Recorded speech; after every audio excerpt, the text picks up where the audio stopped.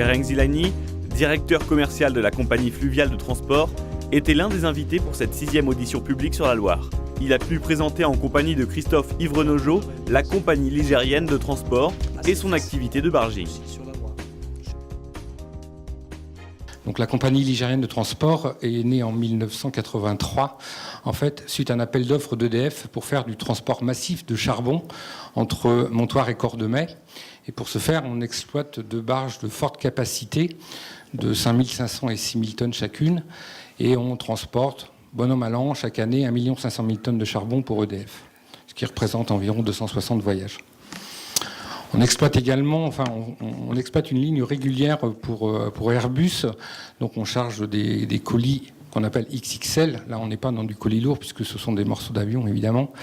Et ces voyages représentent environ une cinquantaine de voyages par an, donc entre Cheviré et Montoire. Vous avez quelques photos là qui défilent des colis, et on transporte sur ces 60 voyages une centaine de colis par an environ. On a une troisième activité qui est un peu moins connue, qui est l'activité de soûtage, en fait, dans le port de Nantes-Saint-Nazaire.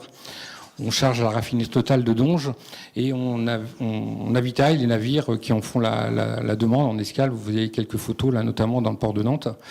Et pour ce faire, on a un convoi de 2500 tonnes qui fait des livraisons, qui travaille 7 jours sur 7, H24, et qui représente un trafic d'environ 130 000 tonnes de produits pétroliers.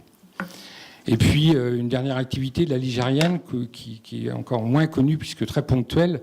On fait des poussages particuliers. On va dire, on a mis en place le pont Éric Tabarly, mais aussi, de façon plus lointaine, le tablier central du pont de Cheviré. Et puis, on fait de la mise en place de pontons, travaux publics, pour diverses activités. Et on travaille aussi pour quelques industriels, notamment l'Eurohellots des CNS, pour du colis lourd et très lourd. Vous avez un exemple de ce que nous faisons actuellement à Lyon et qui, pour nous, est tout à fait transposable à Nantes.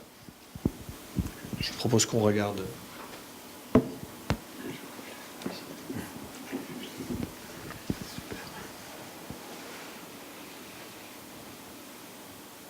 Donc le film est partiellement, bien évidemment, en image de synthèse. Donc le concept devrait être mis en place d'ici septembre-octobre 2015. Donc avec un pousseur et une barge, style ponton, c'est-à-dire une barge qui n'est pas creuse, hein, donc c'est pas une boîte à chaussures, c'est complètement plat. Là vous voyez les images du port Édouard Herriot à Lyon.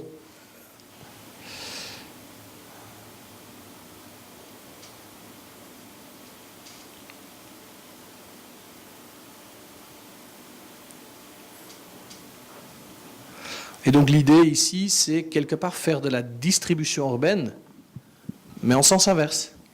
Parce qu'on parle beaucoup de la distribution urbaine, c'est à Paris, on en entend parler tout le temps, sauf que la collecte de déchets, c'est aussi une distribution, sauf que c'est en sens inverse. C'est le reverse logistics.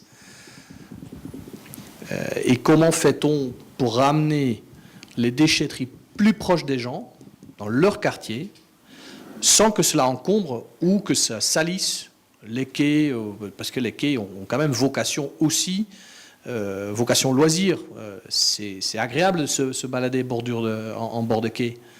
Eh bien, quand vous avez une déchetterie tout le temps, ça pue, c'est pas propre, c'est pas ce qu'on veut. Eh bien, l'idée, c'est de mettre en place une déchetterie pour une matinée, ou juste un après-midi. Et le lendemain, la déchetterie est ailleurs.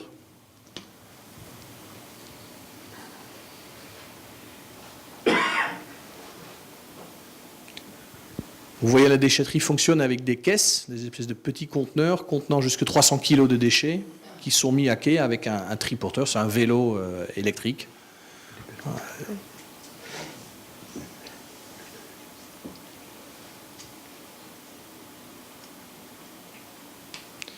Et bien en fin de journée ou en fin de matinée, le convoi s'en va vers le site de tri, et le site de la déchetterie reste complètement propre. Donc il a été bâché, on enlève, il n'y a pas de nuisance, et ça permet effectivement de ramener ce genre d'activité plus proche des gens.